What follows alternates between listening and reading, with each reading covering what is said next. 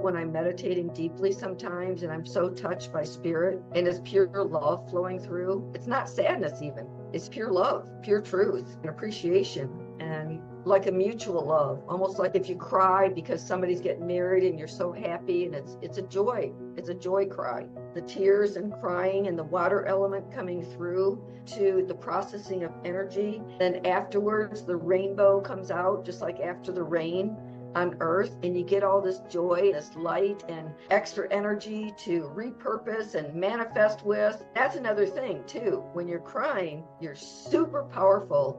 Thank it for its information and thank it for its purpose. Be the conscious alchemist. Give that energy a new purpose, a new vision. Create the image in your imagination. Say, here's your new purpose. I am manifesting this in my life. Thank you, thank you, thank you.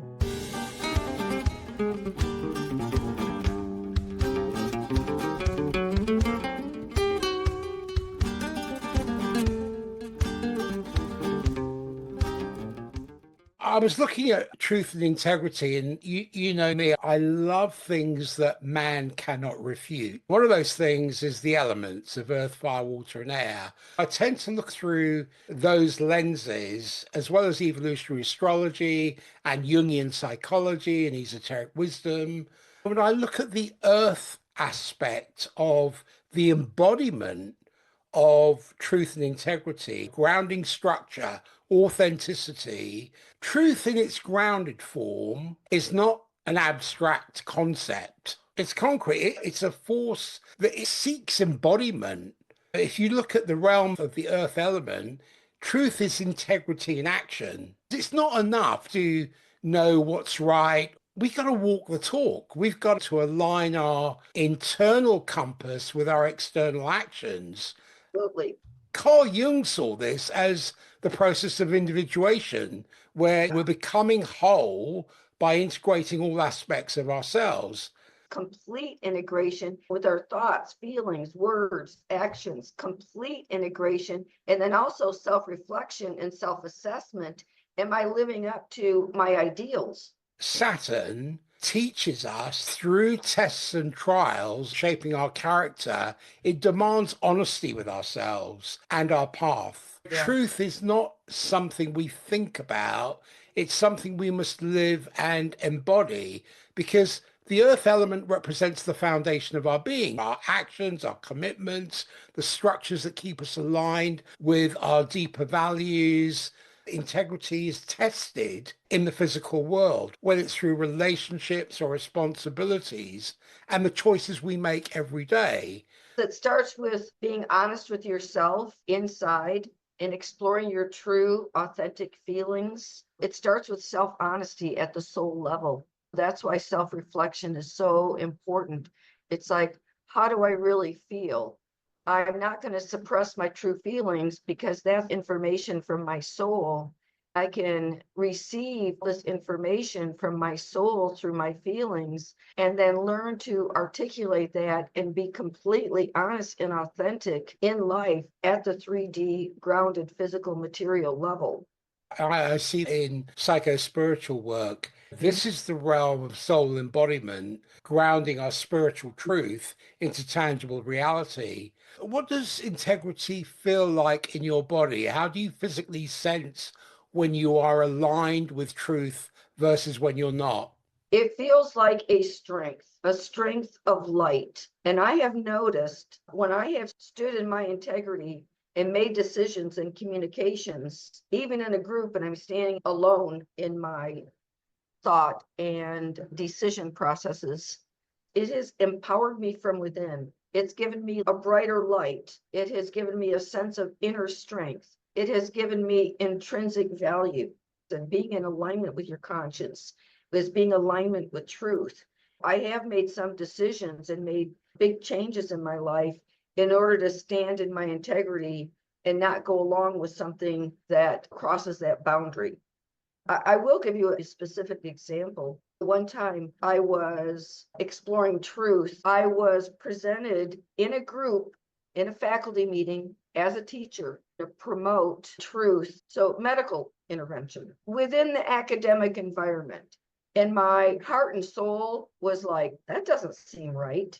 Alarm bells went off in my heart. And I had to contemplate and meditate about this. I decided I could not participate and stand in my integrity. I felt like it was wrong. I felt I was promoting something I didn't believe in. I felt like it was not my role and responsibility to do anything on the medical thing. It's interesting too, because everybody has all these disclaimers. Consult your physician first. You do not take this as medical advice and blah, blah, blah. Yet we were told to promote those as a teacher in a public school. My conscience said no.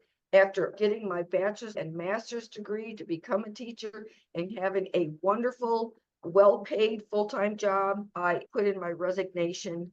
I did not participate. I quit on my inner ethics and integrity. When I looked at the faculty and I saw that nobody else was really alarmed, I was very alarmed. I actually made a dinner appointment with a friend to talk about it. And I wrote a paper about an ethical dilemma. I wrote it as a cathartic thing. I was teaching business and we were talking about ethics. And I thought, I'm in an ethical dilemma right now.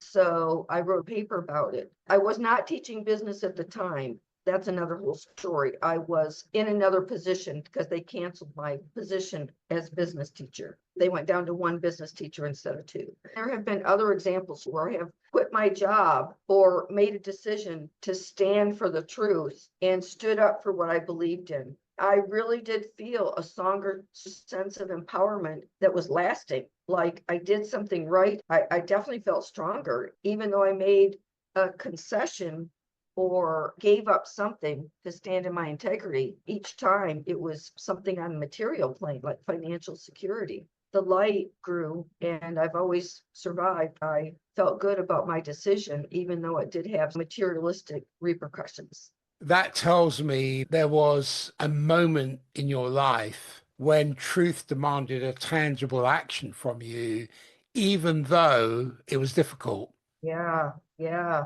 I think that happened about 5 years ago to the masses, many people saying, I have an ethical dilemma. Am I going to take a stand? Because people were literally giving the choice in another era of the same question. They were told to make a decision and threatened with fear, deception, and disinformation to make decisions. A lot of people made different decisions. Anyone that made a decision and gave up something gained something on another plane. I want to say that to all the viewers too, because people who are interested in spiritual development have made these hard choices and have gained this sense of light, inner strength, moral and ethical strength and fortitude that grows. The biblical parables that say when you give of your light, you're going to get more. If you stand in your truth and integrity, you're going to get more light. If you stand for the light and you make these decisions, you get some kind of spiritual reward, the more light, higher light, more wisdom. I think there's some gifts. It's the law of reciprocity. How do you view the relationship between responsibility, which astrologically is Saturnian influence, and truth? I am responsible to my inner self, which is in the absolute spirit of things, truth. Truth is a foundation of my life. And also to the higher vibrational frequency of love and understanding what my impact and impression is on quote others, because we're all one and I realize the reflection, but it's not always uppermost in our conscious mind. It's in our superconscious mind that we're not always attuned to, but I try to stay attuned to the superconscious mind and the oneness. You love others as you love yourself. That's where communication comes in with the integrity piece. So there's a way to say things and a way not to say things. If you process the energy at the soul level, you get honest, open, authentic communication that is loving and compassionate, not just raw energy from anger that hasn't been processed. There's a way to communicate. Honesty is part of integrity. And there's a way to do that in a spiritual sense by developing communication tools that takes into account others' heart and feelings and how it impacts people.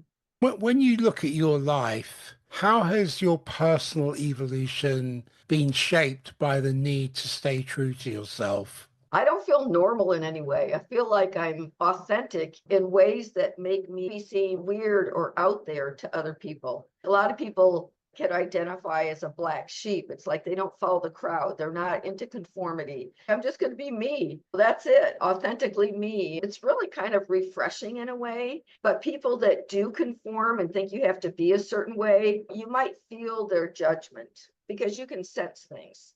That's okay. I realize people are all at different levels. Something was said to me not too long ago. The phrase came through that I wasn't stable at the time.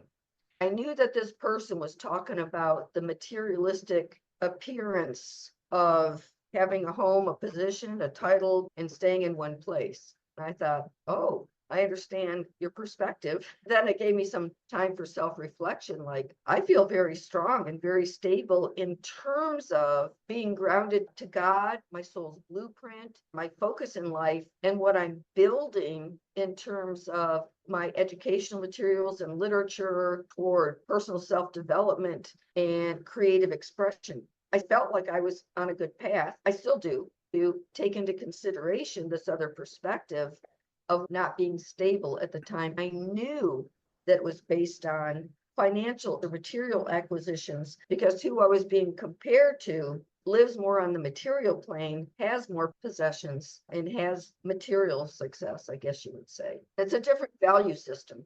Of course it is. Something you said earlier, when people have those judgments, what I've noticed with many people is when they project those things onto you, it's because they're not looking at their own faults or shortfalls. It's easier to put it outside of oneself than to reflect internally. I don't make judgment calls on things. I like the word assay, to weigh up, to measure, rather than to judge, to Yeah. look at it from a neutral standpoint. I use the word evaluate. It comes from a neutral, objective thing. Like when you're a teacher, you use a rubric. Is this Mm. demonstrated? Is that demonstrated? It's neutral, it's objective, and different levels show different demonstrations of math or character, depending on what you're evaluating. The eminent and erudite Carl Jung spoke of the shadow, those parts of ourselves we deny or suppress. In your journey, how has confronting your shadow led to a deeper embodiment of integrity?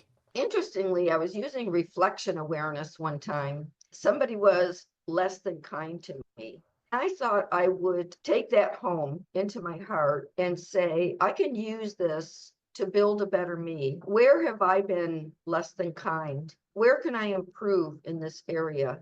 I was inspired to write a poem in one of my books called Conscious Kindness, and it was about becoming more kind. So instead of judging other people, I made it about self-reflection and wondering how I could be more kind myself.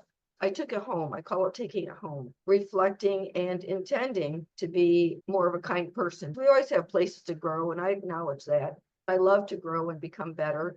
I can see my faults and shadows, identify them, and intend to grow and practice better ways of being. That's really a big practice, self-reflection and looking for ways to grow. Being the example of honesty, integrity, and truth and love, and not judging others, but using that self-reflection to always better myself. I know as wisdom speaks, we teach by example, not by telling others what to do. Besides, we are each responsible and accountable for our own thoughts, feelings, words, and actions.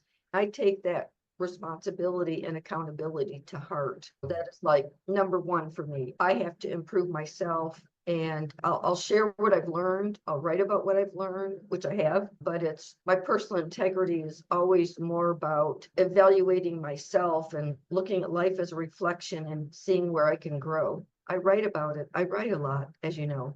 I know you do. Hence, you have 3 books. You're talking about the earth element here. You're talking about the foundation of your being, the core values or structures that help you stay grounded in truth. In spiritual psychology, we talk about contracts and karmic lessons. Do you sense your soul has chosen particular tests around truth and integrity in this lifetime? Oh, yes. Oh, yes. Absolutely. Yes, for sure. and being accountable to myself and my own ideals, which I set high intentions and high ideals. I've always been a truth seeker and read a lot of spiritual literature. When you read those highest forms of spiritual literature, you have high standards for yourself. High standards are very important. When we set them for ourselves and we know we're responsible and accountable to those standards, that's what helps us to set intentions and have a target or an aim or a goal for self-improvement. Continuing with the earth element, when I look through the lens of earth, I see truth as a structure, like a tree with really deep roots. What are the core principles that keep you firmly anchored in your authenticity? I would say number one is my meditation practice, going within. I pay attention to my divine spark, the connection to oneness consciousness within, to God's source, to the all that is, and all the connections with other dimensions. I humble myself daily to ask and receive information, ask about things and wonder about things, and be honest with my feelings. The contemplation, connection to source through inner attention to God or divine spark or whatever you want to call it, absolute spirit, to go deep, deep, deep within, I would say, get my information from there. That inner meditation contemplation combined with the spiritual literature and self-expression through writing has been a great integration in my life of bringing the spiritual into the earthly, because I see that these ideas and impressions from spirit, when I put things into writing, I have a pen in my hand or a computer keyboard. It comes out. There is a physical representation of these thoughts and feelings. It makes it more grounded right then and there in the physical realm. With the intentions and the visions, putting things in writing, it begins to bring it right into the 3D physical realm. Also being in nature, like I do practice walking barefoot on the ground a lot and going in nature, looking, enjoying, and loving the elements, love the air, the breeze, the trees, the ground, animals, the fire of the sun. I love the elements. I feel more connected that way too. I consciously earth. I also realize I'm bringing things down to earth when I do writing. It brings it to the physical realm. When I look at the flow of truth, I think about water. I think about the flow of truth through the heart. I think about emotional truth, heart intelligence, and communion with the divine. Truth is not just a fact, it's a feeling. One of the things that the water element teaches me is integrity is it's not only about adherence to rules or regulations, but it's about emotional honesty and communion with something greater than myself. You look at mystical traditions, an example, the heart is seen as the gateway to divine intelligence. In astrology, Neptune dissolves illusions. It brings us face to face with higher truth, while the moon holds our emotional memory.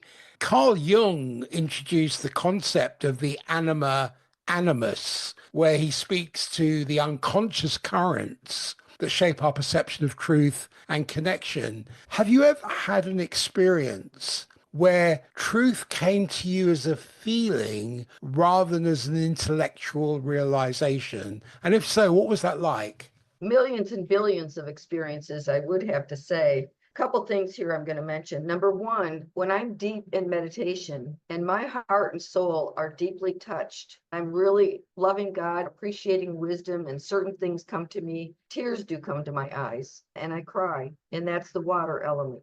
When things come up for healing, I feel the feeling and I cry, and I know it's here to bring me information and use the alchemy of wisdom. So things do come up for healing when we're raising our vibration, which we all are individually and collectively. Something came up a couple of weeks ago, which was interesting for healing. Something had happened to me that I completely forgot about consciously. It was years ago. I had gone to a spiritual conference with a friend, and it was in LA. So It was a big deal. I had never signed up for this big spiritual conference before ever. My friend asked me to go and be roommates there. We're both part of a spiritual community. So I got there thinking that we would go to these different sessions and classes together. I will take responsibility. I set this up for myself as a soul, but she ended up spending time with her daughter and didn't include me. I felt in this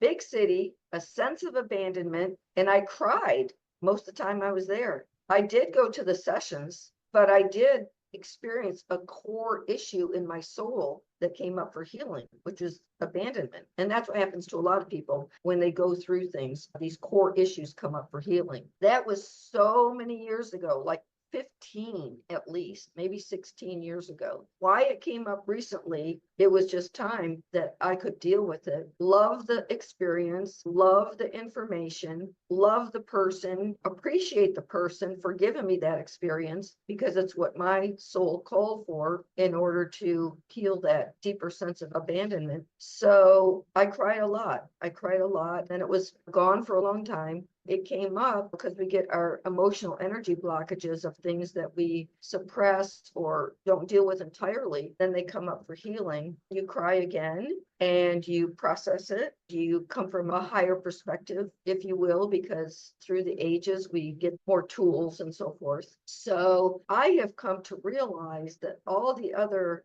actors in my life, friend or foe, are the players I've hired as a soul to play their part to help evolutionize my soul, that each person needs appreciation no matter what role they play. I actually wrote one of my books about this, one of my stories for Awakened Awareness, called Nothing But Angels. It's about exactly that everyone in their life, no matter what role they play, they're here to help evolve. And there are nothing but angels. In the end, when you're done processing, you appreciate each of these actors or players in your life.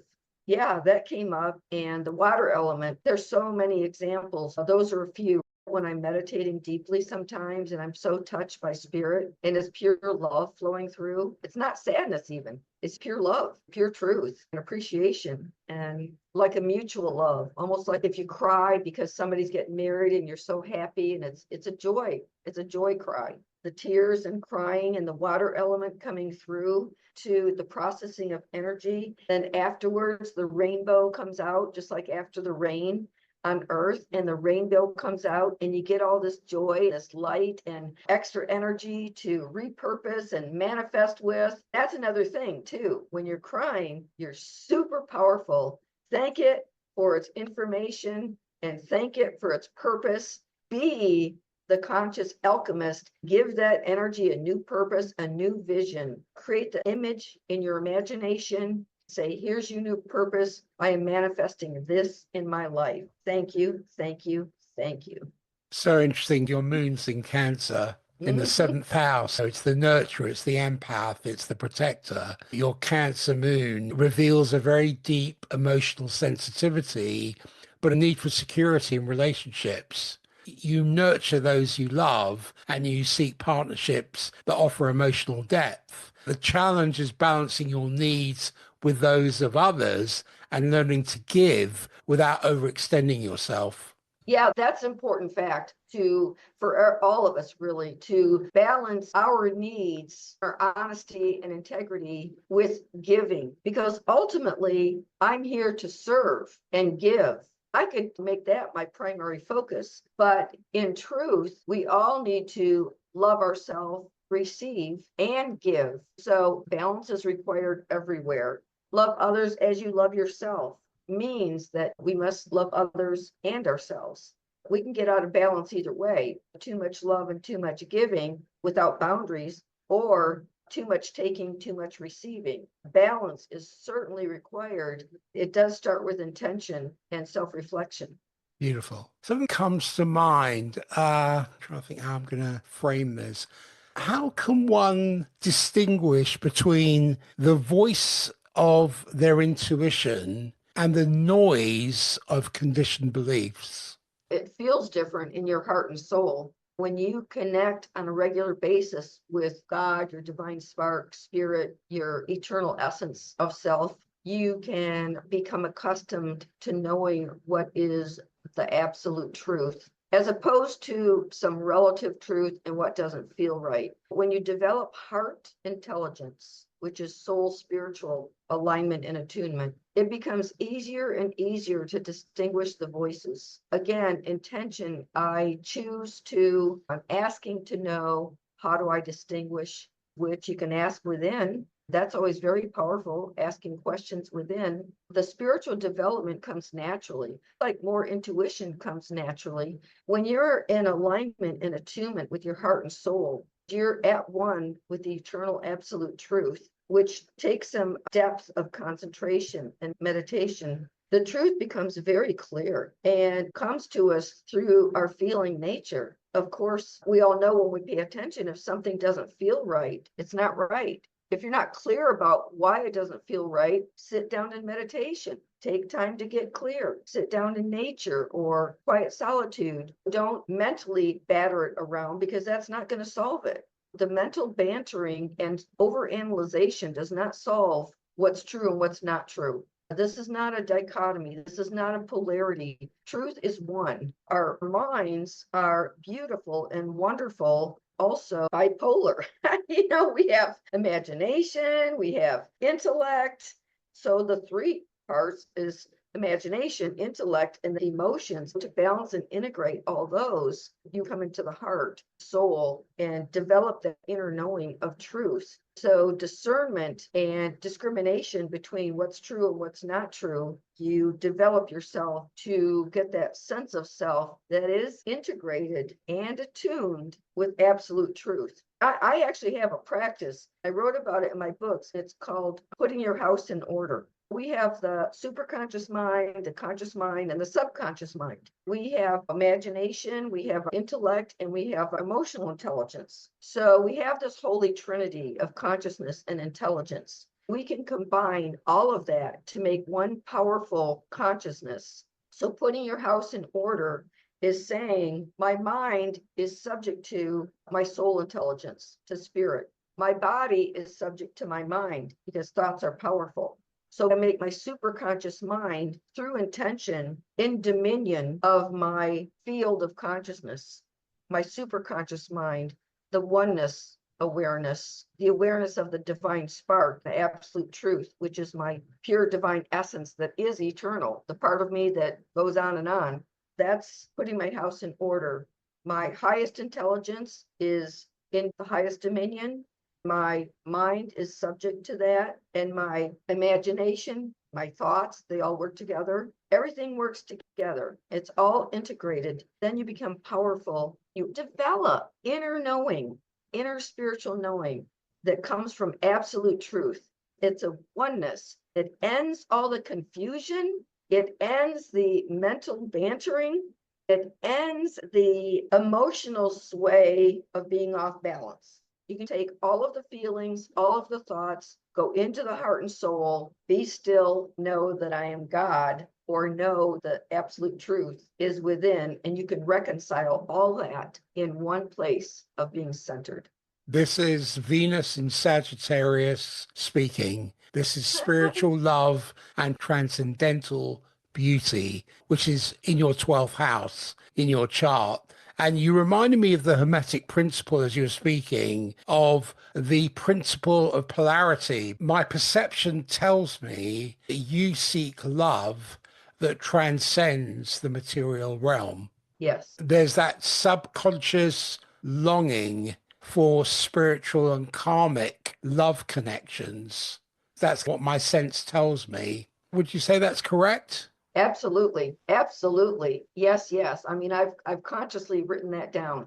Actually, in so many words, like asking or intending for, in all my relations, a divine heart-based love rather than a love based, what you can get really, or even energy interactions, because it's an intelligence. It's based on heart intelligence, and divine love is definitely what I would seek as a soul and as someone living on this beautiful planet Earth. That's Venus in Sagittarius speaking. Were there moments in your life where you faced challenging emotions that opened you up to a deeper wisdom? I could cry when you ask me that question because I can go there in my mind, actually. If I do cry, it's all good. It's all part of wisdom. Information flowing. This is the water element we're in.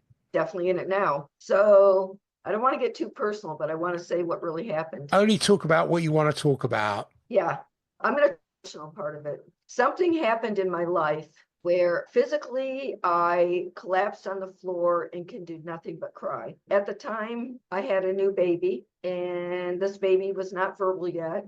It crawled all over me as if to comfort me, like animals and children do. I was in my early 30s, and it was my first true dark night of the soul. It was pitch black, I'll tell you.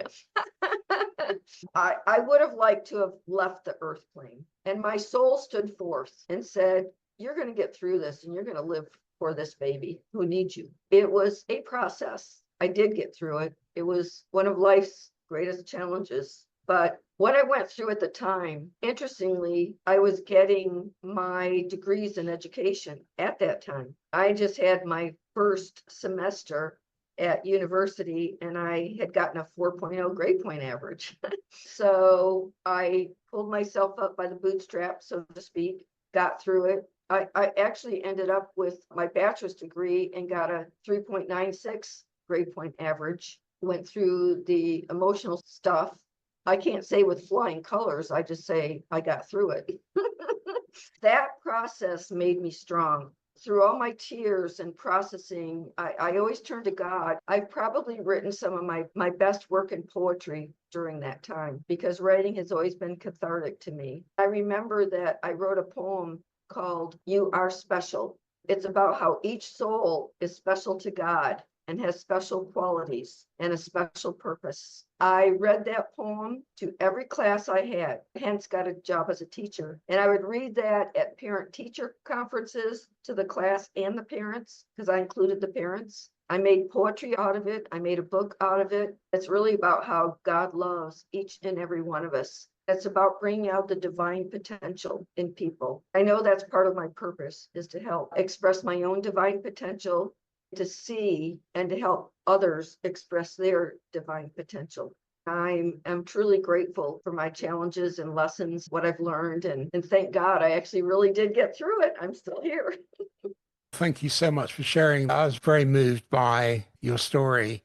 It also made me realize when I was looking at your chart this morning, that you have Jupiter and Uranus in Cancer, which is a water sign in the 8th house. So you will experience sudden growth through emotional and financial transformations because Yeah. Jupiter expands your emotional and psychological depths, while Uranus brings sudden change and upheaval. When you combine those two, you get personal growth, which comes through unexpected, intense experiences, whether it's financial, emotional, spiritual.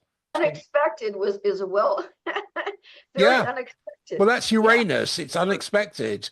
yeah, It's yeah. the cosmic awakener. Mhm.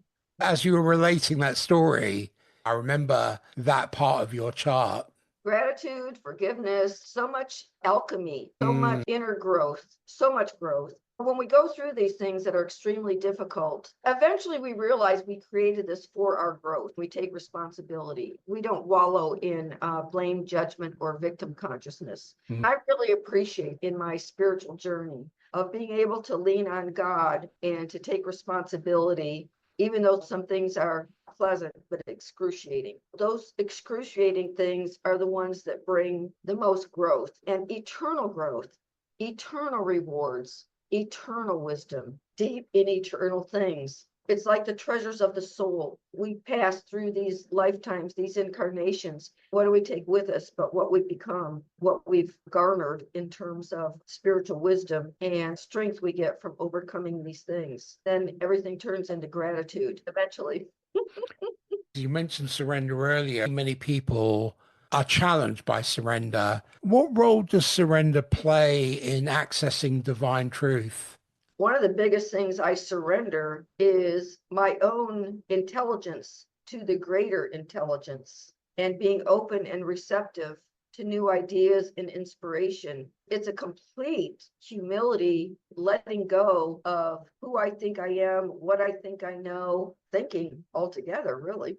Being receptive and realizing there's a greater power, greater intelligence, always something greater to be humble for, because when you open yourself that much, you're completely vulnerable, open and receptive. Humility, it's a paradox. You glorify God, become greater the more you surrender. Surrender brings victory. Believe it or not, many people understand this. You surrender the lesser for the greater. That's what surrender is. So for everything you give up, you get something better. Any kind of sacrifice, even challenge. I surrender challenges to God, and then I get that wisdom and amazing intuition and guidance. So I know that that's what I have come here to develop, because as a soul, and I take responsibility for super difficult experiences, I know that when I am the Devi and I'm facing a Goliath of energy and challenges, I can surrender to that higher intelligence, God, source, the highest intelligence of the unified field of consciousness. It's that oneness consciousness, the all that is, the absolute, eternal, supreme oneness.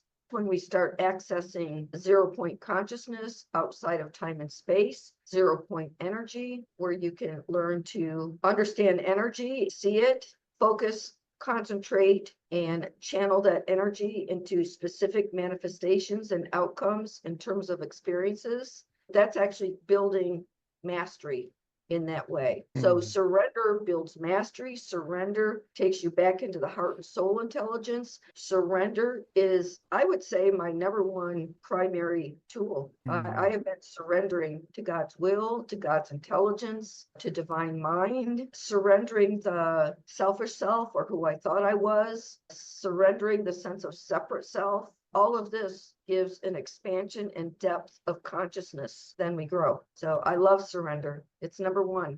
Through meditation, through surrender, you create more space.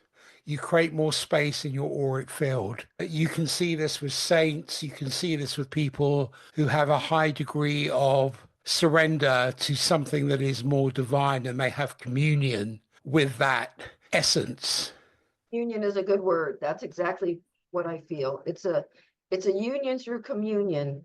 Can you share a time when you experienced this paradox, when losing an illusion brought you closer to communion? Yes, I remember when I was meditating. It was at a time when my son was still at home. He was a teenager. We had gone through another set of challenges or difficulties, and we had just moved from one state to another. I was getting my bearings. It was a 6-month period where I had to go through all these hoops to get my teaching certificate back. For 6 months, I didn't have the ability to, what I would call, make a decent income. I would have to say that we experienced poverty at that time and extreme financial difficulties. I was in meditation one day. I got to this place of such joy. At the end of it, I realized it doesn't matter what you have or your circumstances or anything. Joy comes from within. It has nothing to do with outer circumstances. I feel more joy now than I have ever felt in my life. I was acting so happy, so ridiculous about being happy when my son knew we were going through this. I thought, oh, I'm going to have fun and make a game. I'm going to go look in the cushions and all around the house for change. I just did all these different things. I think we got a voucher at that time for, I don't know what, some kind of social service kind of thing. I got all happy and excited about that. I'll tell you, I think my son thought I was crazy. In a way, I was out of my mind, because I was just totally in this joyful spirit. I was just full of joy. I was making everything a game and fun. I released certain subconscious shackles, I want to say. I was always free in a way ever since that moment. I never equated outer circumstances to joy or happiness ever again. It was that inner realization that changed me forever in a certain way. I also went to that 0 point, and my inner vision, this is something strange if you haven't been there. I came out of meditation one day, I'm like, God is a dot. God is a dot.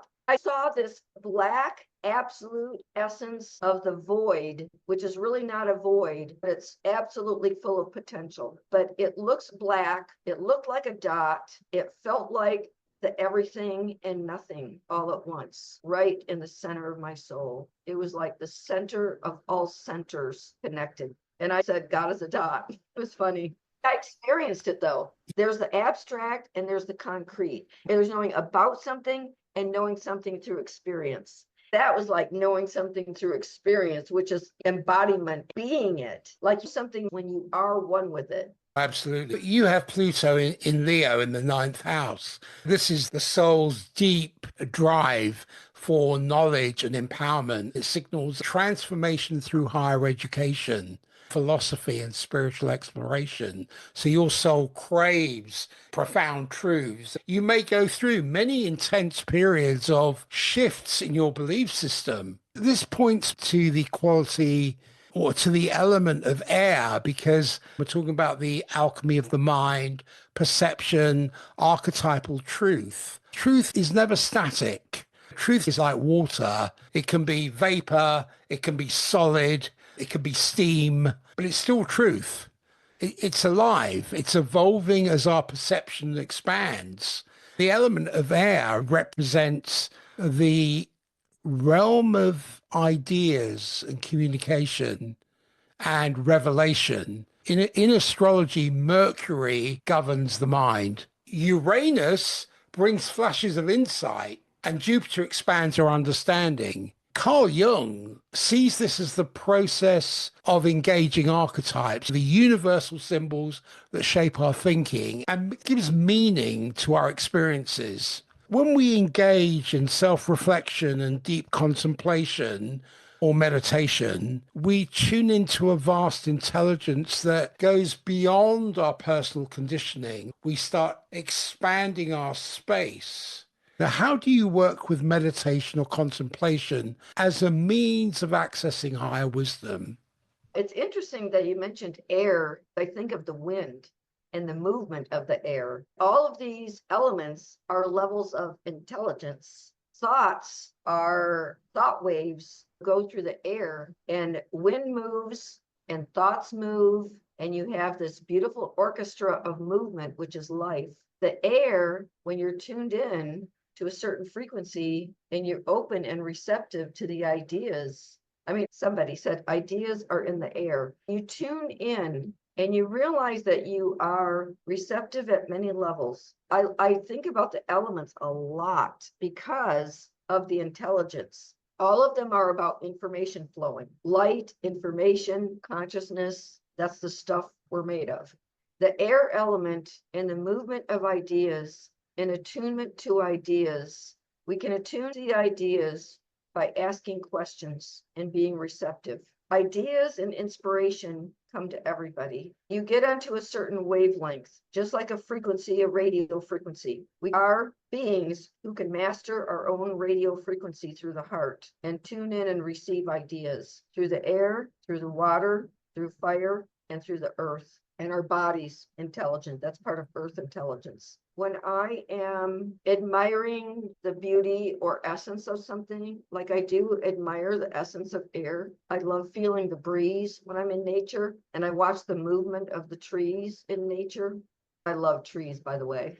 I really love trees, and I love camping and being out in nature. But I feel it. I feel the consciousness of nature and the elemental nature of ideas and information, intelligence elemental. I will have to say, I contemplated this very thing, the elements and intelligence, and I wrote a poem called Like the Wind. It's in my book, Forever Free. I encourage you to check that out because we're talking about the elements. And it feels really good to realize and master the fact that we can tune into all different levels and stations of information through the elements.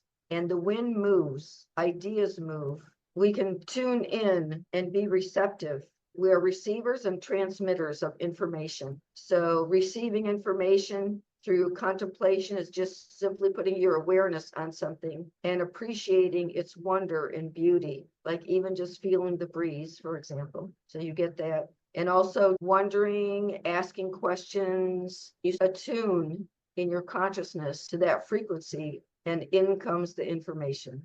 Beautiful. I hear Mercury in Capricorn, which is in your second house, which is to do with strategic thinking, pragmatic communication, and it indicates to me a mind that is disciplined, strategic, and focused on long-term goals. So you communicate with intention, you value wisdom, and you have a structured way of thinking that shapes your reality.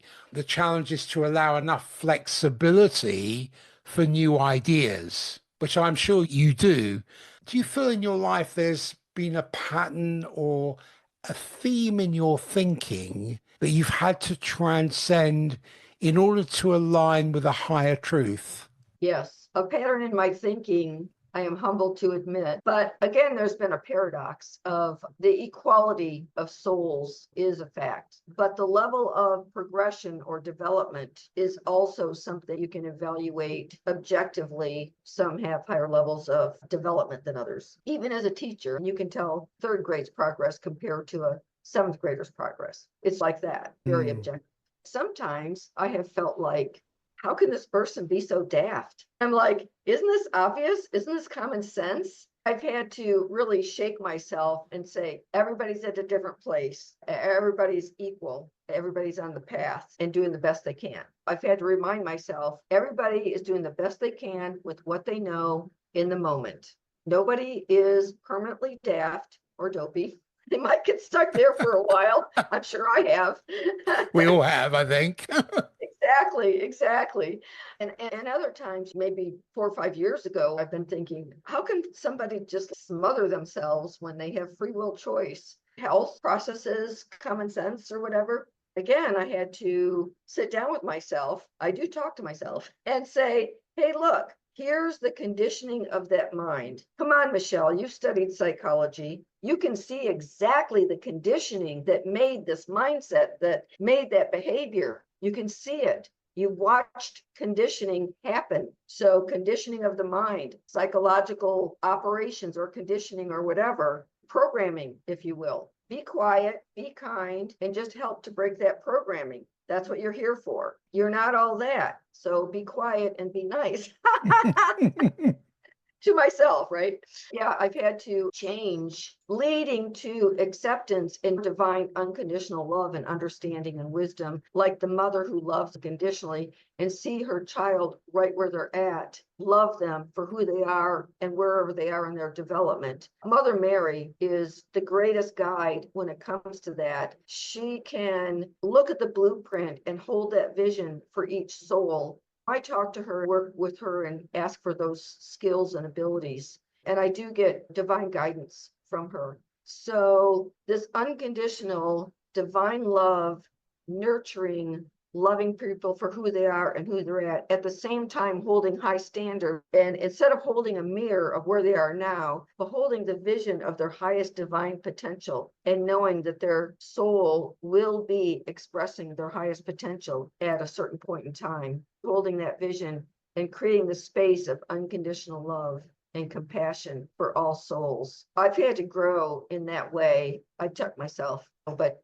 definitely we're not infallible or perfect. And like I said before, we always have places to grow and we spot it. It's pretty easy. So well said. And I think about courage and I think about living in truth, passion, transformation, and authentic expression. I immediately think of fire. Truth requires courage, and fire is an element that represents the will to stand in authenticity. It represents the passion to pursue higher goals. It's a transformative power of conviction.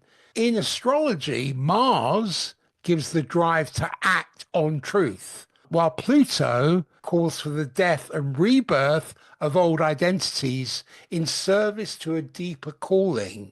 In Jungian psychology, they talk about the hero's journey as a fiery initiation. So one must leave behind comfort and face trials to become their true selves. Fire burns away everything that is not truth. When you have that inner fire and inner passion, it highlights what is not truth, brings it to your attention, and you burn it off. with that passion, with that fire, with that inner wisdom, that fire within, that inherent nature of fire and passion for truth itself burns away everything that is not truth. And that is fire. That's the divine spark. Has there been a time where truth felt like a fire inside of you demanding action? Many times. Interestingly, I have a passion for kids. I have always had a passion for kids. Somebody told me that there was a position open at this one church, supposedly non-denominational. They were looking for a spiritual guide coach, Sunday school teacher, if you will, for teenagers. And I was also teaching high school at the time. I took that position, and it was completely because I have a passion for kids. It was actually a sacrifice because I don't like getting up early on Sunday mornings when I have to get up early 5 days a week. Getting up early and getting out, up and out.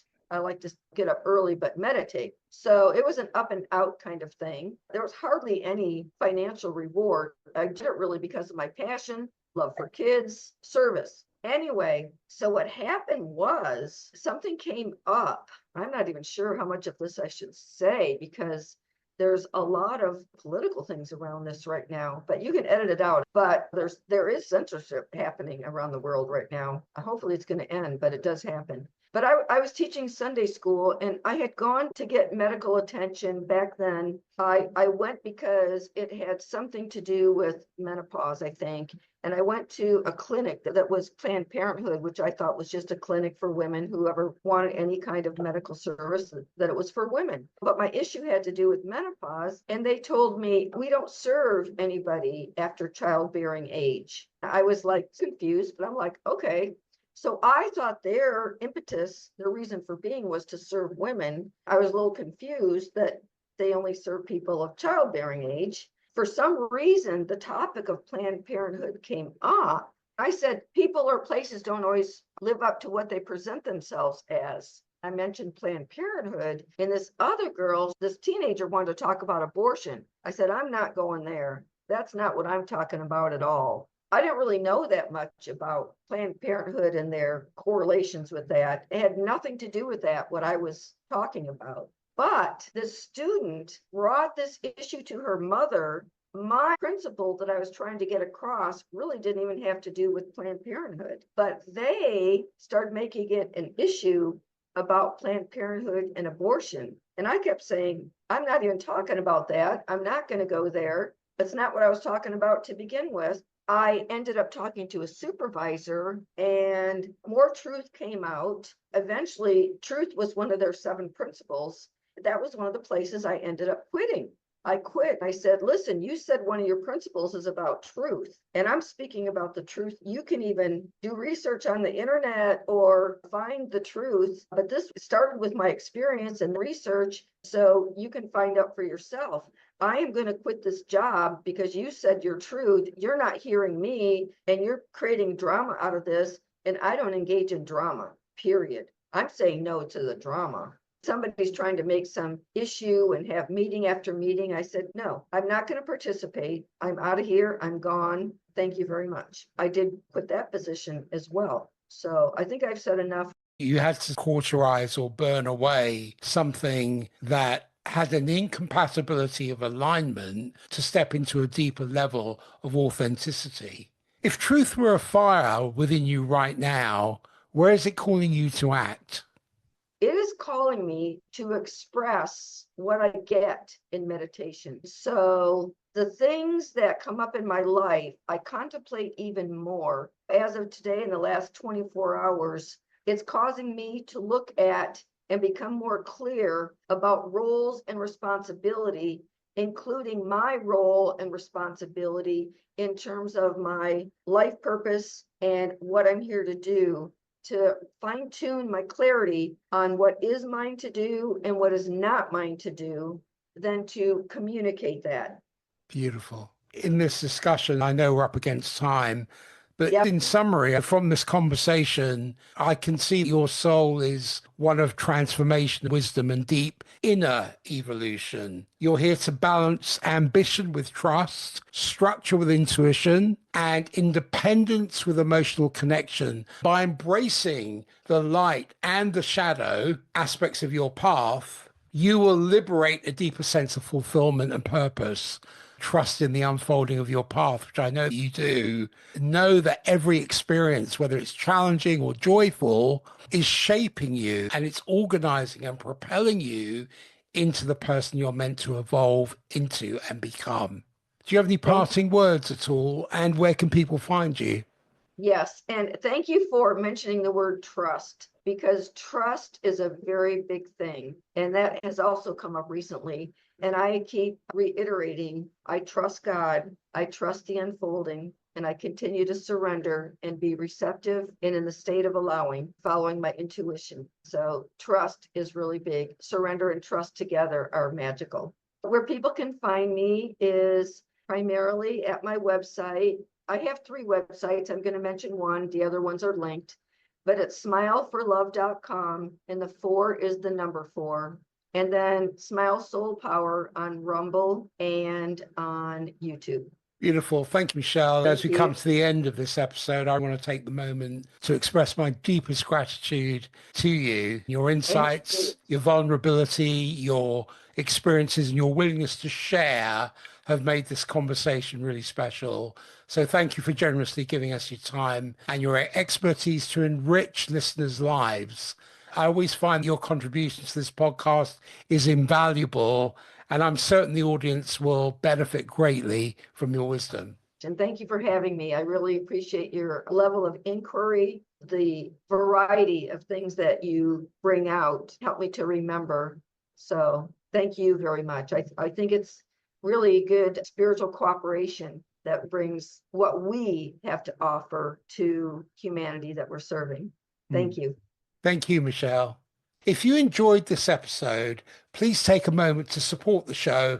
Your engagement helps us to reach more people and continue bringing you quality content. Here are a few ways you can help. Hit the like button and subscribe to this channel. It's a simple action that goes a long way in boosting our visibility. Share it with friends. If you found value in this episode, hopefully your friends will too.